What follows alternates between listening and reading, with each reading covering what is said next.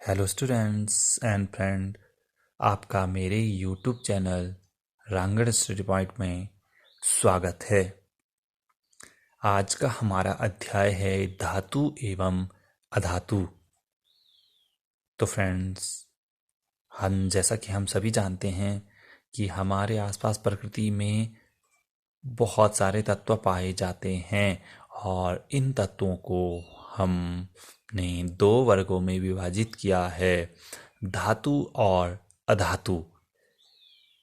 दो समूह में विभाजित किया है, एक समूह है धातु और दूसरा समूह है अधातु।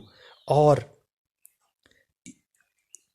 इनके अलावा ऐसे तत्व भी हैं जिसमें धातु और अधातु दोनों के गुण मौजूद होते हैं, तो उनमें हमने उपधातु में रखा है। तो धातुओं को हम कैसे पहचानते हैं, इनकी पहचान क्या है, हम अभी जानेंगे। धातु अधातु से किस प्रकार भिन्न होती है तथा धातुओं के क्या गुण होते हैं, इनका वर्णन ये हमने आगे किया है। धातुओं के सबसे पहले हम धातुओं के भौतिक गुण पहचानेंगे, है ना। भौतिक गुणों के बारे में जानेंगे। अगर हमारे आसपास कोई धातु या अधातु है तो हम उसको कैसे पहचानें, हम उसको उनके भौतिक गुणों के आधार पर पहचान सकते हैं। तो धातुओं को पहचानने के भौतिक गुण क्या हैं? धातुओं के भौतिक गुण ये हैं। धातुओं में धात्विक चमक पाई जाती है, यानी कि धातुएं कैसी होती है? चमकीली होती हैं। आपने देखा होगा कि हमारे आसपास बहुत सारे लोग गले में आभूषण पहने हुए होते हैं और वो चमकते रहते हैं। गले में, नाक में, कान में कुछ आभूषण पहन के रखते हैं, तो पैरों में भी, पजेब भी, तो ये चमकते हुए रहते हैं। और आपने देखा होगा कि हमारे घरों में बहुत सारे बर्तन होते हैं, खाना बनाने के बर्तन, खाना खाने के बर्तन, थाली, कटोरी, ग्लास, फ्राई पैन और बहुत सारे बर्तन हैं, वो सब चमकदार होते हैं। तो ये सब किसके बने होते हैं? ये सब धातु के बने होते हैं और धातुओं में चमक पाई जाती है। दूसरा, धातुओं में आघात वर्ध्यता पाई जाती है, यानी कि धातुओं में आघात, यानी कि हथौड़े से जब हम उनको पीटते हैं तो हथौड़ा सहन करने की क्षमता होती है। आपने देखा होगा बच्चों की बहुत सारे औजार हमारे बने हुए होते हैं, लोहे के बने हुए होते हैं ना। तो ये कैसे बनाए जाते हैं? इनको जब लौह धातु को गर्म किया जाता है और हथौड़े से पीटा जाता है तो वो आभूषणों नहीं, सॉरी, वो हमारे औजारों में बदल जाते हैं। दरांती, फावड़ा, गैंती, ये सब धातुओं के बने हुए होते हैं। धातुओं में तन्यता पाई जाती है, यानी कि हम धातुओं को खींच सकते हैं। आपने देखा होगा बच्चों की बहुत सारी धातुओं के तार बनाए जाते हैं। हमारे घर में भी बिजली के वायर होते हैं, कपड़े डालने के लिए तार बने हुए होते हैं, खंभों में आपने देखा होगा तार खींचे हुए होते हैं। तो ये सब किसके बने होते हैं? धातुओं के बने होते हैं। तो धातु में तन्यता पाई जाती है। धातुएं विद्युत एवं ऊष्मा की सुचालक भी होती हैं। धातुएं ऊष्मा और विद्युत दोनों की सुचालक होती हैं, यानी कि इनमें विद्युत धारा बह सकती है आसानी से, और ये ऊष्मा की भी सुचालक होती हैं। आपने देखा होगा बच्चों की हमारे घरों के बर्तन धातुओं के बने हुए होते हैं, पानी गर्म करने के। तो ये सब क्या है? ऊष्मा के सुचालक हैं और विद्युत के भी सुचालक हैं। नेक्स्ट है, चोट मारने पर ध्वनि उत्पन्न करती हैं। धातुएं चोट मारने पर ध्वनि उत्पन्न करती हैं। आपने देखा होगा कि हमारे स्कूल की घंटी धातु यानी कि पीतल की बनी हुई है, और जब इस पर हथौड़े से चोट मारी जाती है तो ये टन टन की आवाज करती है। अगर ये घंटी लकड़ी की बनी हुई होती तो क्या होता? इसमें हथौड़ा मारने पर कोई ध्वनि उत्पन्न नहीं होती, होती भी तो इतनी कम होती कि वो हमें दूर तक सुनाई नहीं देती। और इसके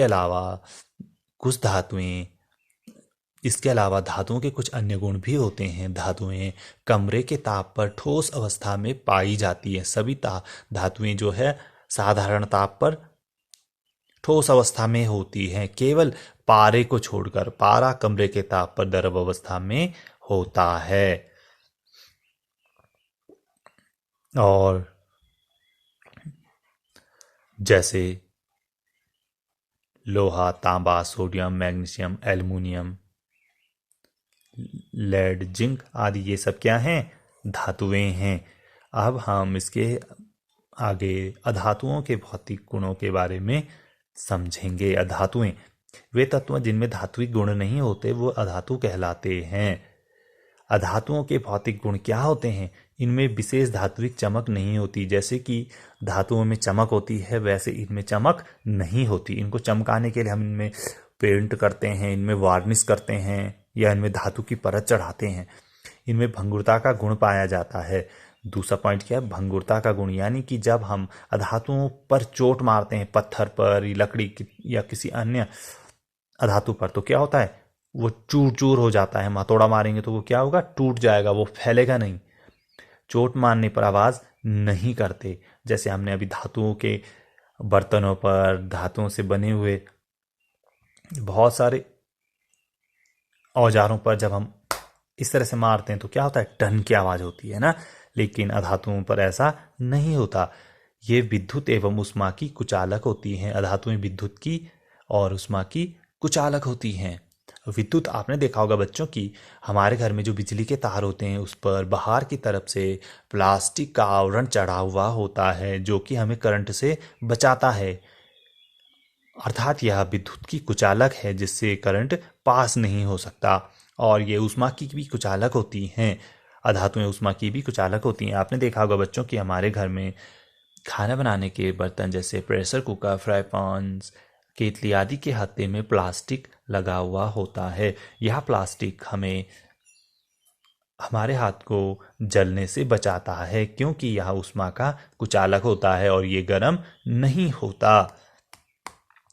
जैसे कि हम देख रहे हैं इसमें कौन कौन सी धातुएं हैं। हमारे आसपास बहुत सारी धातुएं हैं। इनमें से कुछ ये हैं जैसे ऑक्सीजन, कार्बन, हाइड्रोजन, पीवीसी, लकड़ी, एक्सेट्रा। पीवीसी यानी कि पॉलीविनाइल क्लोराइड, यानी कि क्या है? वो प्लास्टिक है।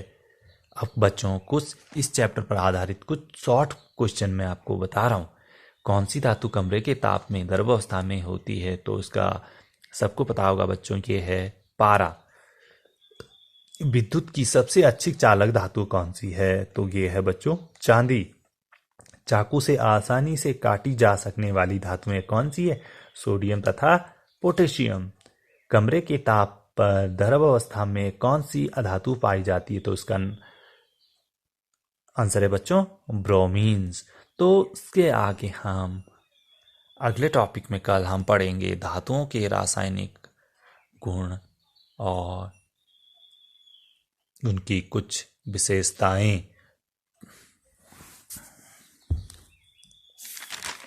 तो बच्चों चलो हम धातुओं के रासायनिक गुण इसी टॉपिक में पढ़ लेते हैं आज ही। तो देखो बच्चों, धातुओं के कुछ रासायनिक गुण। धातुओं के रासायनिक गुण क्या होते हैं? देखो, धातुओं के रासायनिक गुण, इनमें कुछ प्रमुख रासायनिक गुण इस प्रकार होते हैं। धातुओं को वायु की उपस्थिति में जलाने पर धात्विक ऑक्साइड प्राप्त होता है। यानी कि जब धातुओं को हम ऑक्सीजन यानी कि वायु की उपस्थिति में जलाते हैं तो धात्विक ऑक्साइड प्राप्त होता है। देखो, कॉपर को वायु की उपस्थिति में जलाने पर कॉपर ऑक्साइड बन रहा है। देखो, कॉपर CuO+O2 और हमें क्या प्राप्त हो रहा है? इसमें कॉपर ऑक्साइड प्राप्त हो रहा है। उसी तरह से एल्युमिनियम Al4Al और 3O2 equal to aluminium oxide Al2O3। यहाँ पर क्या बन रहा है? एल्युमिनियम ऑक्साइड बन रहा है। नेक्स्ट है, धातुएं जल से अभिक्रिया करने पर धातु हाइड्रोक्साइड प्रदान करती हैं। सभी धातुएं जल से अभिक्रिया नहीं करती। कुछ धातुएं जल से अभिक्रिया करती हैं और धात्विक हाइड्रोक्साइड बनाती हैं। यानी कि जब धातुएं जल से अभिक्रिया करती हैं तो ऑक्साइड बनता है और हाइड्रोजन गैस बनती है। और ये हाइड्रोजन गैस इस ऑक्साइड से घुलकर, क्योंकि ये जो ऑक्साइड होता है वो जल में घुलनशील होता है, तो ये ऑक्साइड जल से घुलकर हाइड्रोक्साइड बनाता है। जैसे कैल्शियम की जल से अभिक्रिया की जाती तो कैल्शियम हाइड्रोक्साइड बनता है। पोटेशियम की जल से अभिक्रिया की जाती तो पोटेशियम हाइड्रोक्साइड बनता है। सोडियम की जल से अभिक्रिया की जाती है तो सोडियम हाइड्रोक्साइड प्राप्त होता है। कुछ धातुएं जल से अभिक्रिया करने पर ऑक्साइड बनाती हैं। जैसे एल्युमिनियम है, ये जल से अभिक्रिया करने पर एल्युमिनियम ऑक्साइड बनाता है, हाइड्रोजन गैस विस्थापित करता है। आयरन है, आयरन जल से अभिक्रिया करने पर फेरस ऑक्साइड बनाता है और हाइड्रोजन गैस विस्थापित करता है। उसी तरह से धातुओं की अम्ल से अभिक्रिया, धातुएं जब अम्ल से अभिक्रिया करती हैं तो लवण एवं हाइड्रोजन गैस उत्पन्न करती हैं। देखो बच्चों, ये धातु क्या है? सोडियम धातु है, ये अम्ल है, ये सोडियम है, ये हाइड्रोक्लोरिक अम्ल है। तो सोडियम की जब हाइड्रोक्लोरिक अम्ल से अभिक्रिया होगी तो क्या होगा? सोडियम क्लोराइड बनेगा और हाइड्रोजन गैस उत्पन्न होगी। उस तरह से पोटेशियम की जब हाइड्रोजन क्लोराइड से या हाइड्रोक्लोरिक अम्ल से अभिक्रिया होगी तो पोटेशियम क्लोराइड बनेगा और हाइड्रोजन गैस विस्थापित होगी। सभी धातुएं इसी तरह की गुण प्रदर्शित करती हैं लगभग। धातुओं की अन्य धातुओं के लवणों से विलयन से धातुओं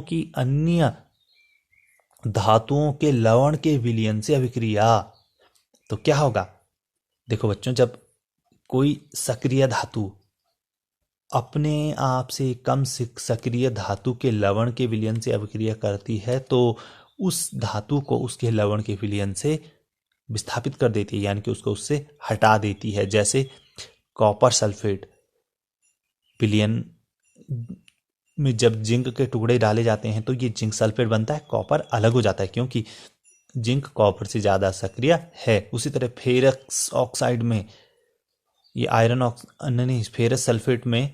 फेरस सल्फेट में जब जिंक के टुकड़े डाले जाते हैं तो जिंक सल्फेट बनता है और आयरन अलग हो जाता है। फेरस यानी कि आयरन अलग हो जाता है क्योंकि जिंक आयरन से ज़्यादा सक्रिय है। इसी तरह से कॉपर सल्फेट विलयन में जब लोहे की कील डाली जाती है तो क्या होता है? फेरस सल्फेट यानी कि आयरन सल्फेट बनता है और कॉपर विस्थापित हो जाता है।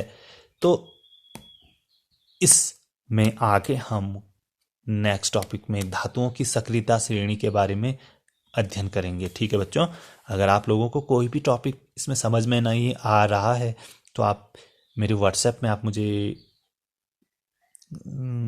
मैसेज कर सकते हैं और आप मेरी वीडियो को लाइक और शेयर कर सकते हैं। ज़्यादा से ज़्यादा बच्चों तक इस वीडियो को पहुंचा सकते हैं और इसमें कमेंट कर सकते हैं कि आपको क्या चीज़ इसमें समझ नहीं आई। ठीक है बच्चों।